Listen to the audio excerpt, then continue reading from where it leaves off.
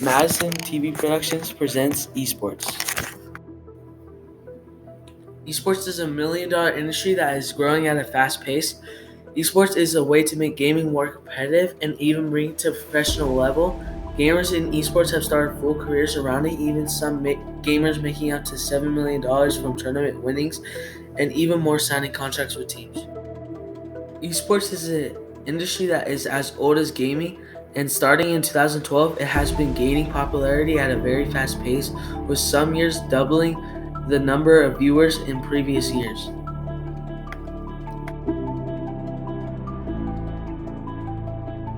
Esports offers many different varieties of games to play, making it much more popular and leading to many fans from all over the world watching their favorite teams compete against each other for as much as $10,000 to up even $7 million. Most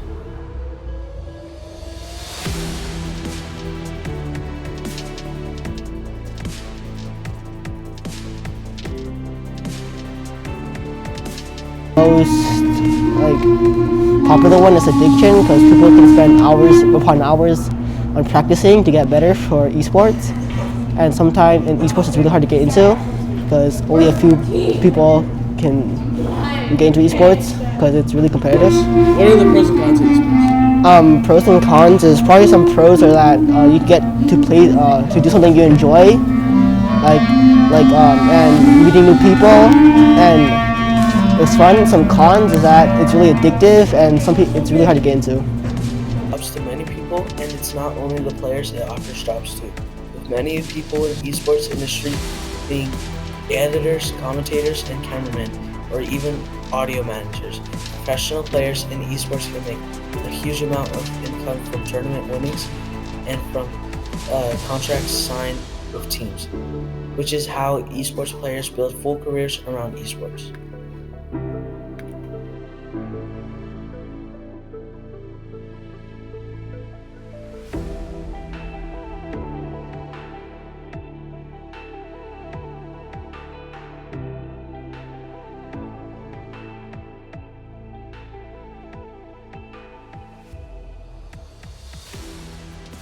Sure. Okay. So I'm Dieter Elegant Cabbage Hambecki.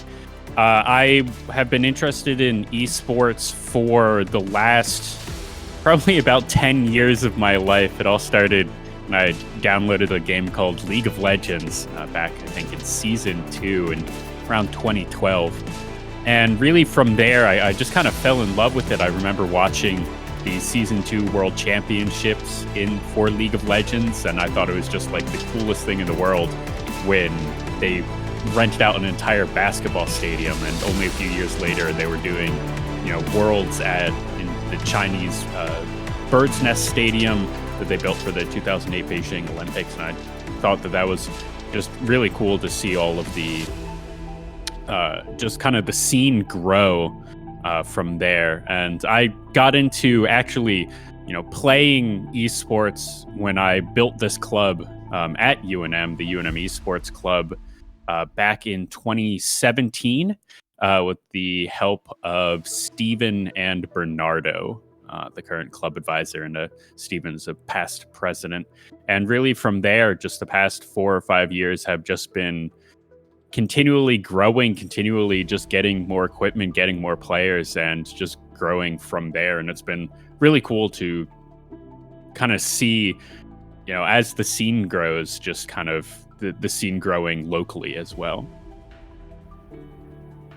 Although esports mostly stays away from controversy and problems, there are some problems that are important to point out when talking about esports, and so far these problems are severely impacting esports.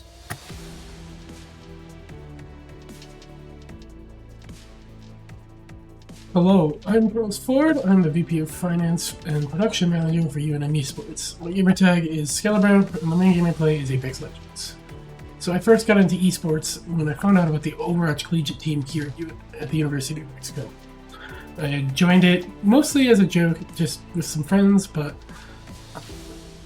I soon came to love the ecosystem that I was in and wanted to do more with it, and then got introduced to production and really ran with it.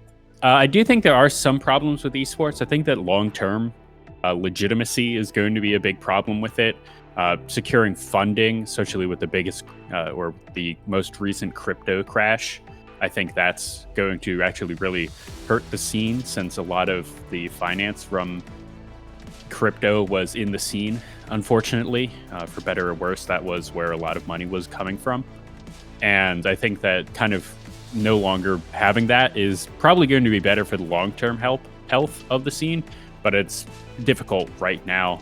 I think another thing about esports that'll be difficult is it's very fragmented, in that each title is kind of its own scene. It's more akin to basketball and hockey, as opposed to esports isn't one whole homogenous blob.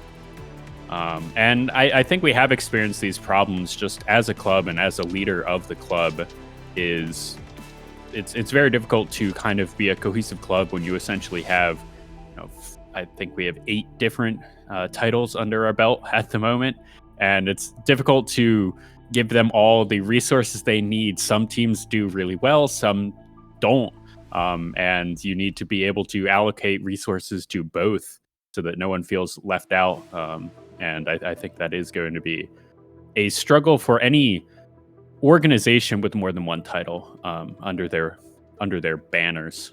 And I think that's going to be something that we're going to have to struggle through. I think there's also some interpersonal issues. Gamers are not always the greatest, but I think that's actually starting to wean itself off. I think a lot of that in the past 10 years has gone We down. ran with it. So some of the problems that you see in esports is the lack of representation of women in esports. Unfortunately, this is a systemic problem that everyone has kind of faced, and the only way that we can really tackle this problem is creating a area that will allow everyone to thrive. So that being said, a space that encourages everyone to be their best and to compete with integrity. What I love about esports especially is that it is able to create a more level playing field than traditional sports, where you don't need to be physically fit or active in order to do well in the game. It allows for a more even playing field. And this also is shown with women and men in esports. I have played with 2 women on the Apex Legends team. One of them is our coach, and she is by far better than myself or pretty much anyone on the team. And she can handle her own with anyone that she has worked with, and it is great to see. Thank you for your time.